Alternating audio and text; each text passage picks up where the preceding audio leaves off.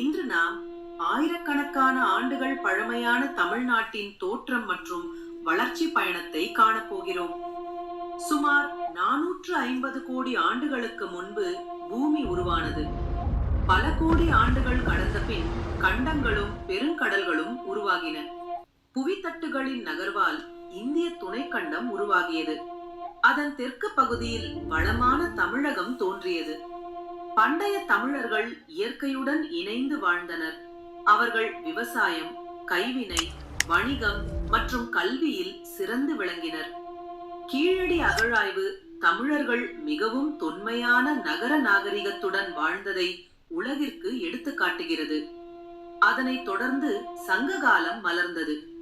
தமிழ் மொழி, இலக்கியம், கலை மற்றும் பண்பாடு உலக புகழ் பெற்றன.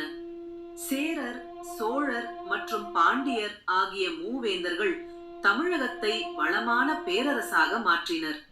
பல்லவர்கள் சிற்பக்கலை மற்றும் பாறை கோயில்களின் வளர்ச்சிக்கு அடித்தளம் அமைத்தனர். பேரரசு சோழர்கள் வலிமையான கடற்படை, உலகளாவிய கடல் வணிகம் மற்றும் பிரம்மாண்டமான கோயில்களின் மூலம் தமிழகத்தின் புகழை உலகம் முழுவதும் பரப்பினர். பாண்டியர்கள் தமிழ் இலக்கியம், கலாச்சாரம் மற்றும் வர்த்தகத்தை மேலும் வளர்ச்சி அடைய செய்தனர். பின்னர் விஜயநகர பேரரசு தமிழகத்தின் பல பகுதிகளை ஆட்சி செய்து பல கோயில்கள் மற்றும் நகரங்களை மேம்படுத்தியது. அதன்பின் ஆங்கிலேயர் ஆட்சி தமிழகத்தில் பல அரசியல் மற்றும் சமூக மாற்றங்களை ஏற்படுத்தியது. 1947ஆம் ஆண்டு இந்தியா விடுதலை பெற்றது. தமிழர்களும் இந்திய விடுதலை போராட்டத்தில் குறிப்பிடத்தக்க பங்களிப்பை வழங்கினர். 1969ஆம் ஆண்டு மெட்ராஸ் மாநிலம் அதிகாரப்பூர்வமாக தமிழ்நாடு என்று பெயர் மாற்றம் செய்யப்பட்டது.